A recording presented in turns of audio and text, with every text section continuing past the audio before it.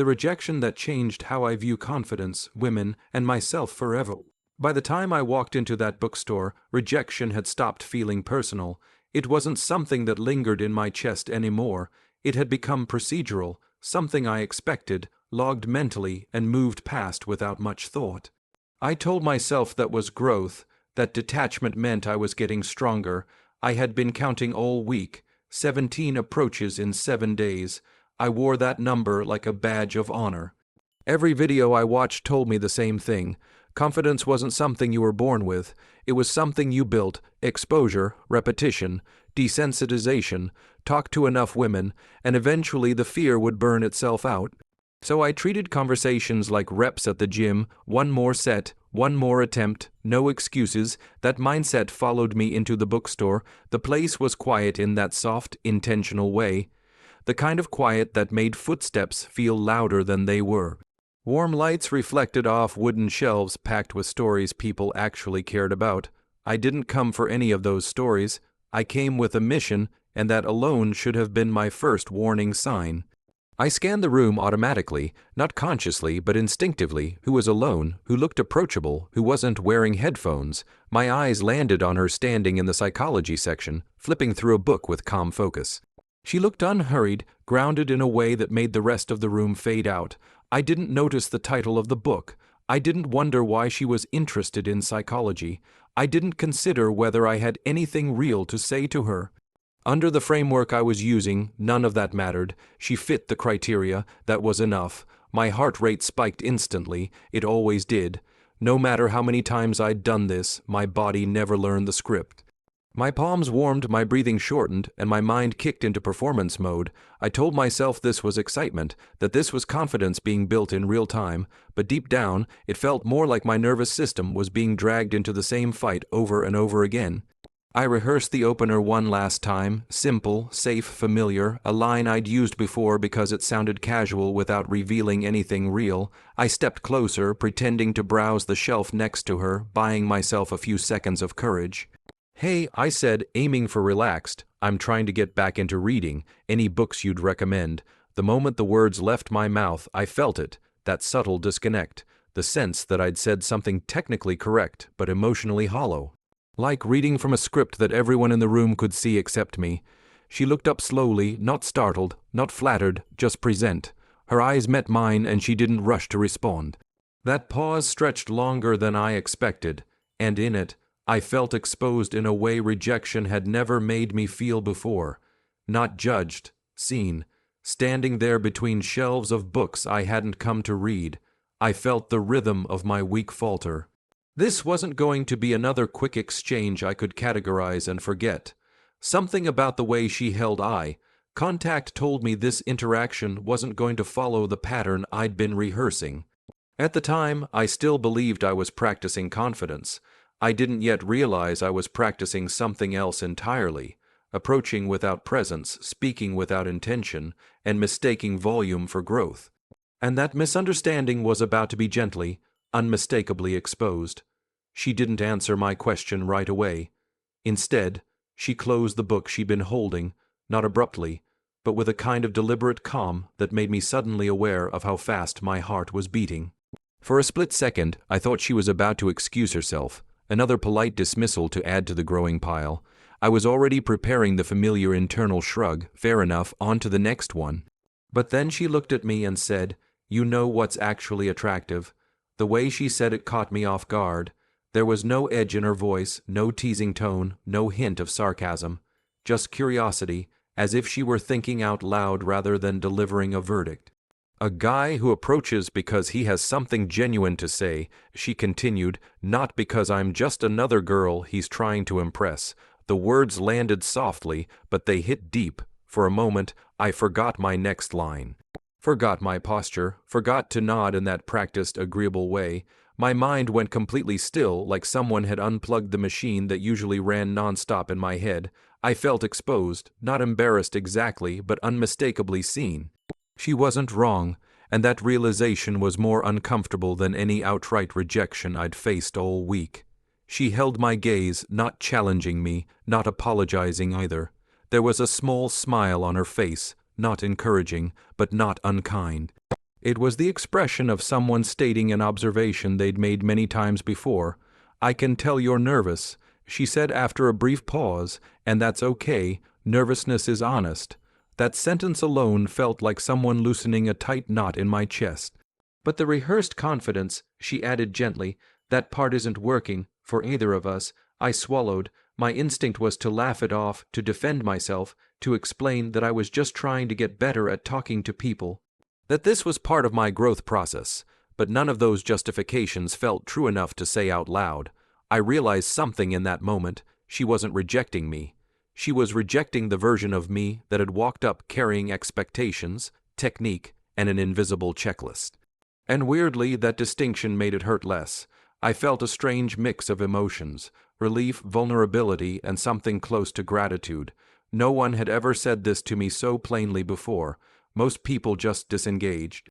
They turned their bodies away, gave short answers, or found an excuse to leave. She stayed. She explained. That was new.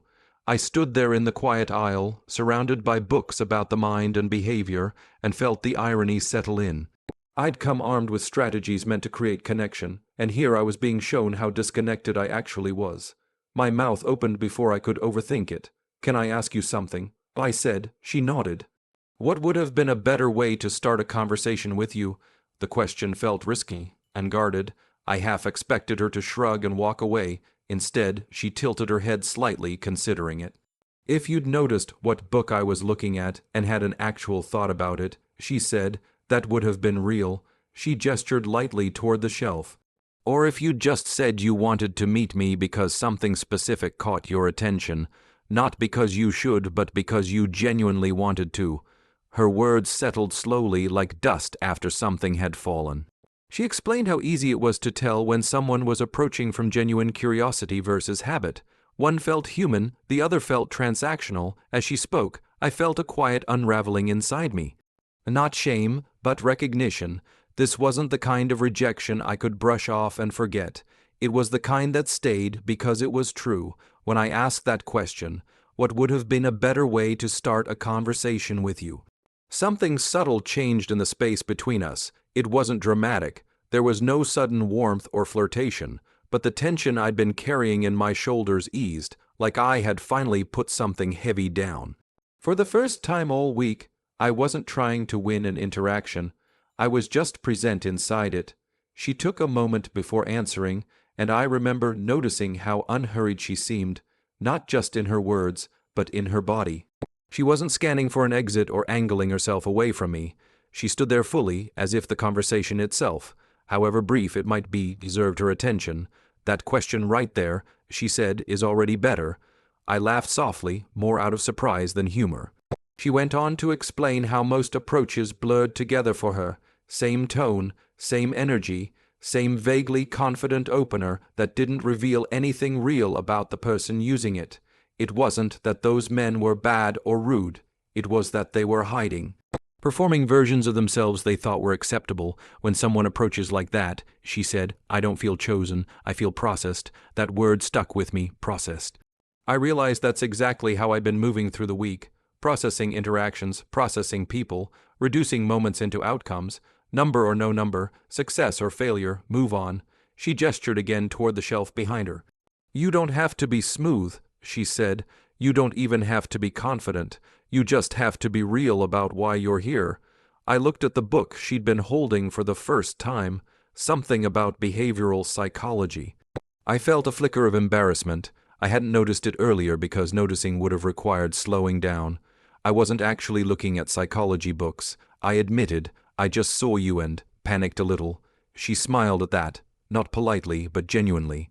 "See," she said, "that's human, that's relatable."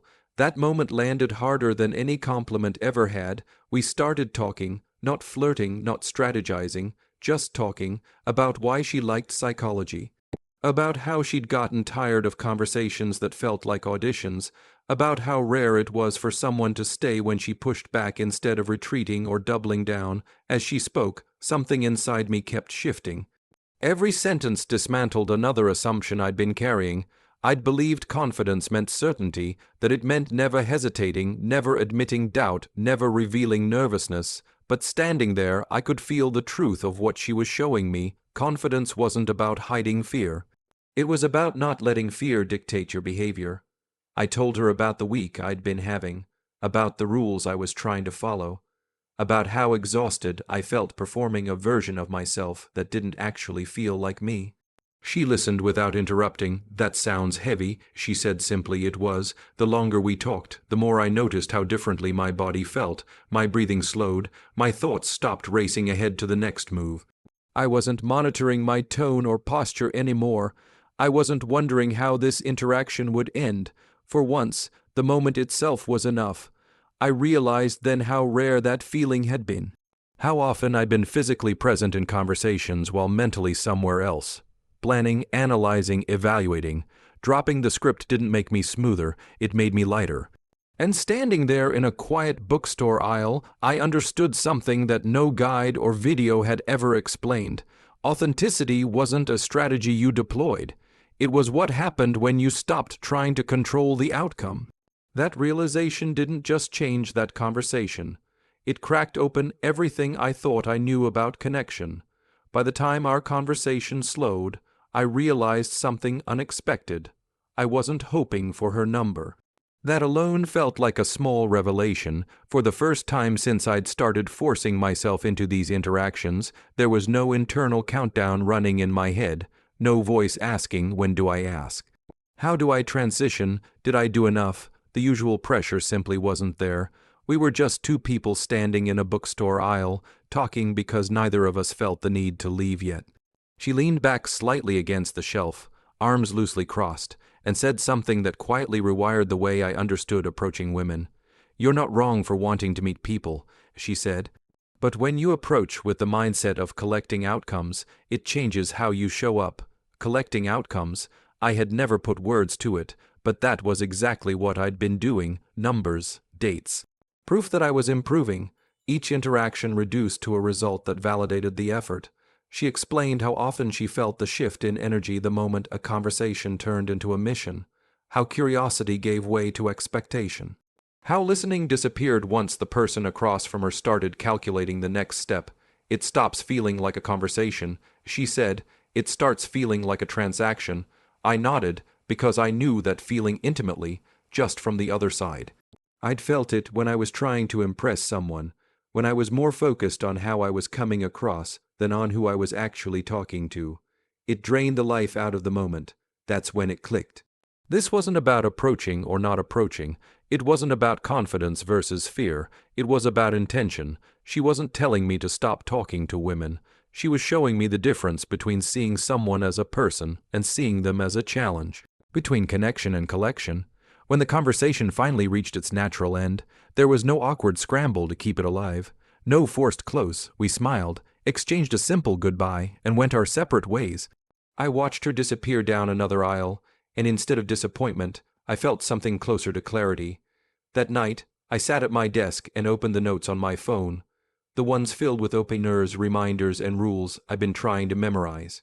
For a moment I hesitated. Those notes represented effort, time, a version of myself that had been trying very hard to improve. Then I deleted all of it. In their place, I wrote 3 simple commitments. I will only approach when I have something genuine to say or ask. I will allow myself to be nervous instead of hiding behind false confidence. I will measure success by the quality of the interaction, not the outcome. Reading them back felt grounding, like I'd finally chosen a direction that didn't require constant self-surveillance. The next day, everything felt different. Not magically easier, but quieter. I noticed more. People, details, moments I'd been rushing past before. I didn't feel the same urgency to act just to prove something to myself. I realized how much energy I'd been wasting treating social interactions like tests, how every failure chipped away at my self-worth, even when I pretended it didn't. Letting go of that framework felt like setting down armor I didn't actually need.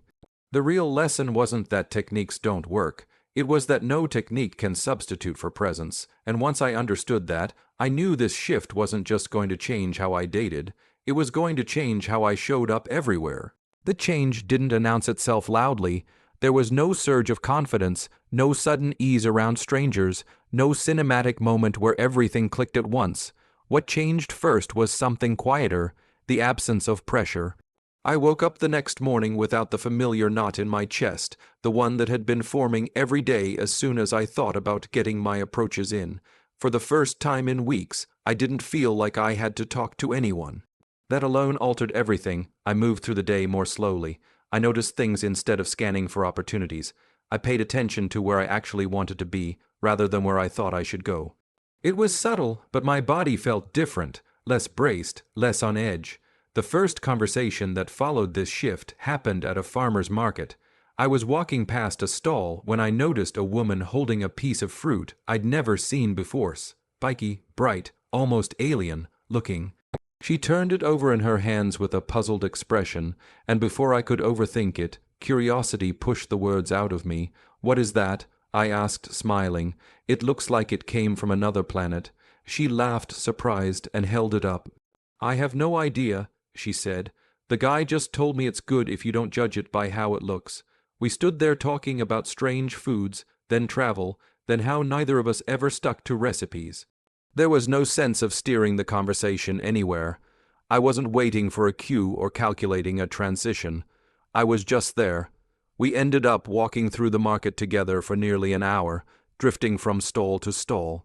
When we finally exchanged numbers, it felt like an afterthought, not a win, not a relief, just a natural extension of a good moment. A few days later, something similar happened at a coffee shop. I noticed a woman wearing a band t-shirt I'd loved since high school. Normally, I would have hesitated, worried about interrupting her, about how to open, about whether it was worth it. This time, I just said what was true. "That band basically soundtracked my teenage years," I said. Her face lit up instantly. We talked about concerts we'd been to, albums that changed us, the strange intimacy of sharing music with people who understood it. The conversation spilled into stories about where we'd grown up, how certain songs still transported us back to specific moments. Again, there was no technique, no plan. What surprised me most wasn't that these conversations went well. It was how I felt when they ended. There was no crash, no mental replay analyzing what I'd done right or wrong. No urge to assign the interaction a grade. I walked away feeling steady, grounded, complete. Even when the conversation didn't lead anywhere beyond itself, I began to understand that this was what I'd been missing all along. The constant performance had been exhausting me. Every interaction had felt like a test of my worth, and every outcome had been tied to my self-image. By removing the scoreboard, I removed the anxiety. Approaching less often but with more intention made me feel more confident than approaching constantly ever had. I also noticed something else. People responded differently, not because I was smoother, but because I was more present. I listened without waiting to speak. I reacted instead of performing. I allowed silence without rushing to fill it. And when conversations didn't flow, I didn't take it personally. Not every connection was meant to turn into something. That realization felt freeing. What changed after wasn't my success rate. It was my relationship with myself, and that made all the difference. It took me a while to realize that the biggest change had nothing to do with women at all. On the surface, things looked similar. I still walked into coffee shops. I still stood in lines at markets. I still felt a flicker of nerves when I considered starting a conversation with someone new. But beneath all of that, something fundamental had shifted in how I related to myself. Before, every interaction carried weight. It felt like I was constantly auditioning for approval, for validation, for proof that I was becoming someone better. Even when I told myself I was just practicing, there was always something at stake, a number to get, a reaction to earn, a story to tell myself afterward about whether I was improving or falling behind. Letting go of that framework changed everything. I no longer walked away from conversations asking whether I'd succeeded or failed. That binary had quietly disappeared. In its place was something softer, more human. What did I experience? What did I notice? Sometimes the answer was laughter. Sometimes it was a brief exchange that ended politely after a few minutes. Sometimes it was nothing more than shared eye contact and a smile, and all of it was okay. I hadn't realized how exhausting it had been to perform confidence until I stopped doing it. The constant self-monitoring, the posture checks, the tone adjustments, the internal commentary, had kept me trapped in my own head. Being genuine, even when nervous, felt like stepping out of a tight room and into open air. I started to see nervousness differently. It wasn't a flaw to eliminate. It was a signal that I cared, that I was present. When I allowed it instead of fighting it, it softened. It stopped dominating the interaction and became just another background sensation. That shift spilled into other areas of my life. I spoke up more in group settings, not because I had the perfect thing to say, but because I trusted that saying something real was enough. I listened more closely to friends without planning my responses. I noticed how often I'd been treating conversations as performances everywhere, not just with women. Every so often, I thought about the woman in the bookstore. I wondered if she remembered me at all. If that conversation had been as ordinary for her as it was extraordinary for me, she probably walked away and continued her day, unaware that she'd quietly dismantled an entire belief system I'd been operating under. And that was the strange beauty of it. The moments that change us most are often invisible to the people who create them.